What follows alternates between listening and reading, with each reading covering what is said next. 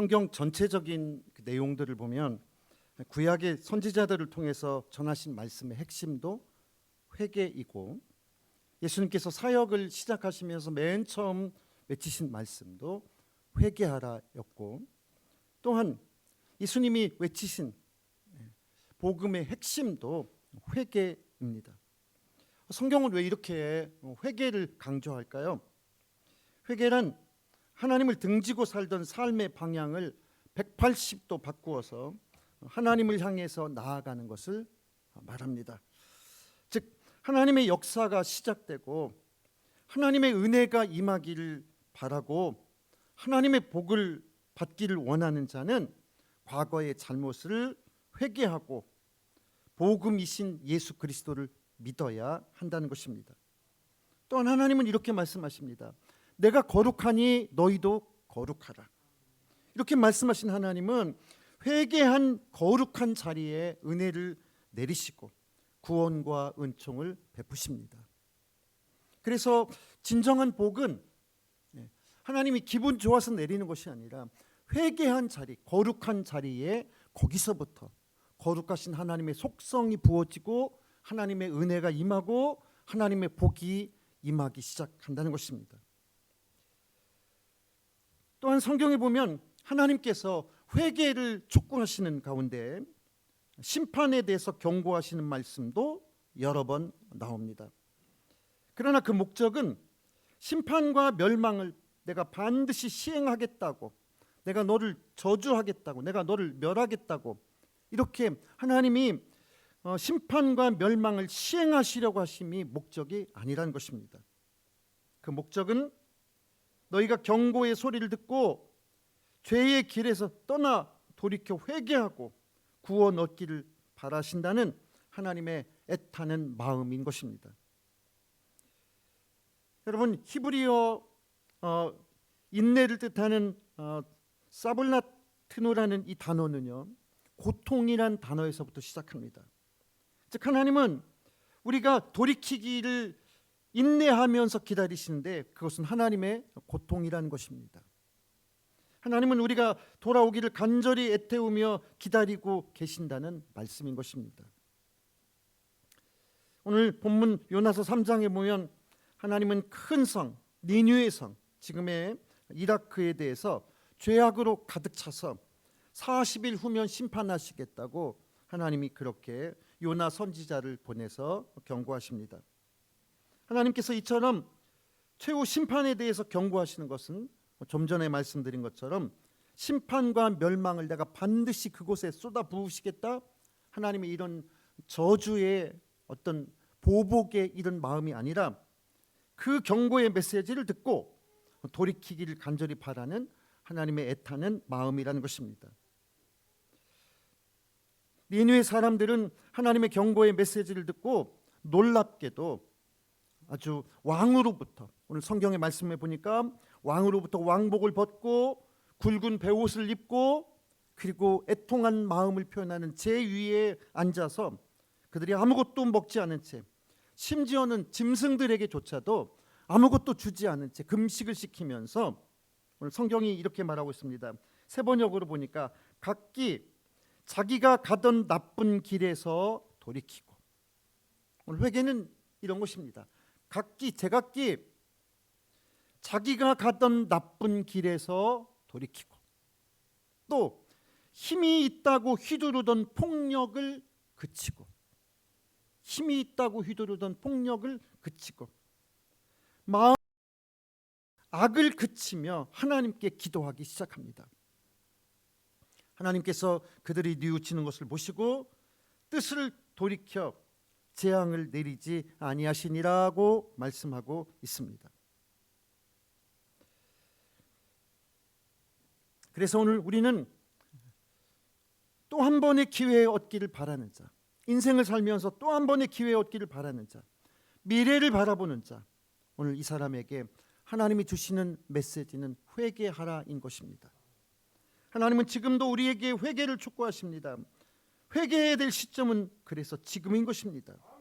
미래를 바라보는 자, 또 한 번의 인생의 기회를 얻기를 바라는 자, 지금 회개해야 미래가 열리고 복된 미래가 시작된다는 것입니다.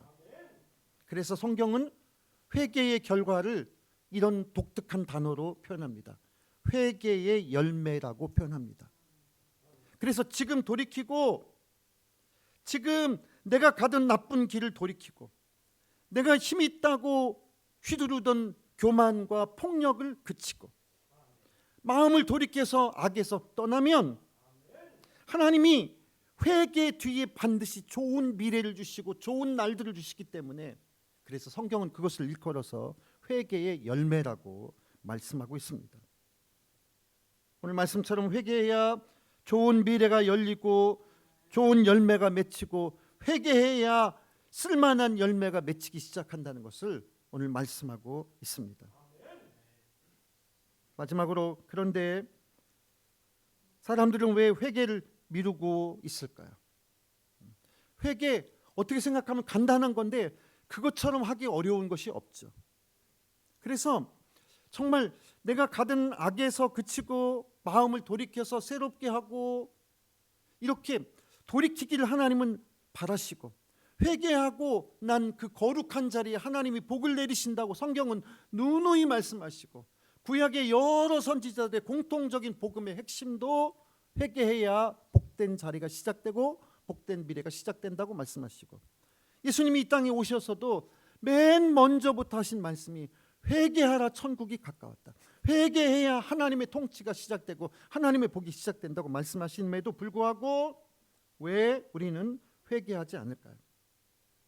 회개에 대한 성경 말씀들을 찾아보니까 하나님은 회개해야 걸림돌이 없어지고 회개해야 근심이 없어진다고 말씀하십니다.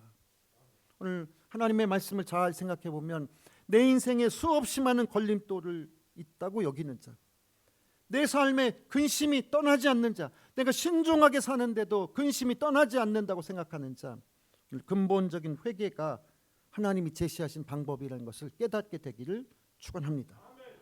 그래서 하나님은 회개해야 걸림돌이 없어지고 근심이 없어지고, 회개해야 미래가 열리고 복된 미래가 시작되고, 회개해야 새로운 인간이 되고 새로운 삶이 열린다고 계속해서 말씀하시지만, 우리들은 왜 회개를 미루며 살고 있을까요?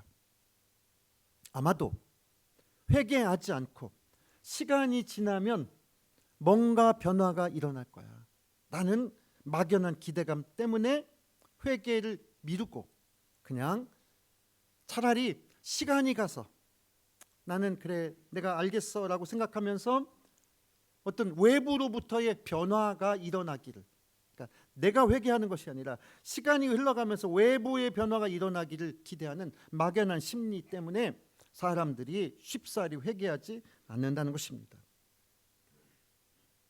그런데 여러분, 기독교의 박해가 본격적으로 시작된 것이 AD 37년부터 41년 사이에 칼리굴라 황제 때부터 기독교 박해가 시작됐습니다.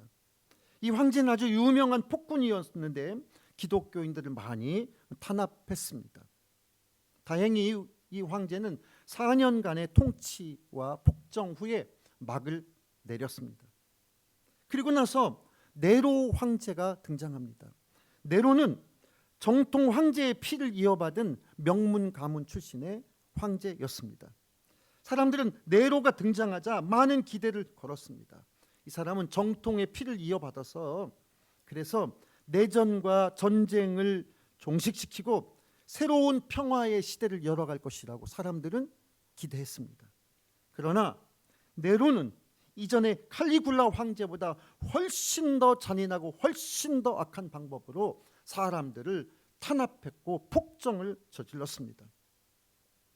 여러분, 시간이 지난다고 해서 세상이 바뀌는 것이 아닙니다.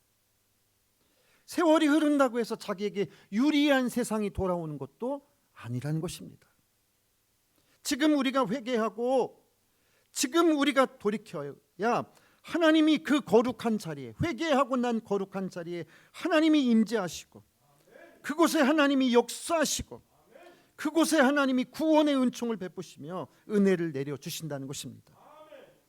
우리는 오늘 이 말씀을 생각하면서 세상의 변화를 기다리지 말고 내가 회개를 미루고 세월이 흘러서 변화되기를 기다린다고 해서 다른 변화가 일어나는 것이 아니고 내게 유리한 세월이 오는 것도 아니라는 것을 생각하면서 오늘 우리는 세상이 변하기를 기다리지 말고 남이 변해주길 기다리지 말고 내가 회개하고 내가 변해야 오늘 새로운 날과 좋은 날이 임한다는 것을 오늘 주님이 우리에게 말씀하고 계신 것입니다.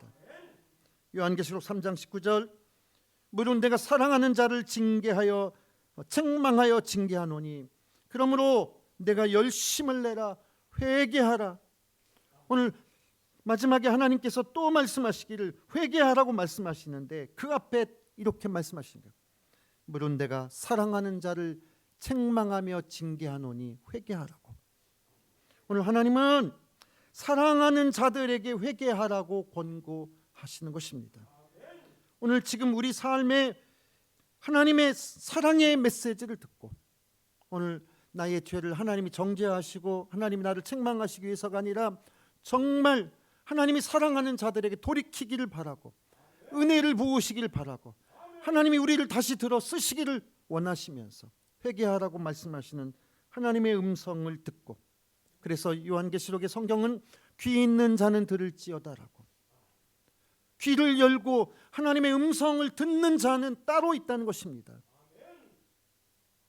물론 내가 사랑하는 자를 책망하여 징계하노니 그러므로 내가 열심을 내라 회개하라.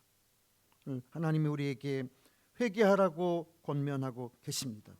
오늘 지금 우리 삶에 회개가 있기를 축원합니다. 회개를 통해서 현재를 바꾸고 미래를 여는 복된 삶이 되시기를 주님의 이름으로 축복합니다. 기도하겠습니다.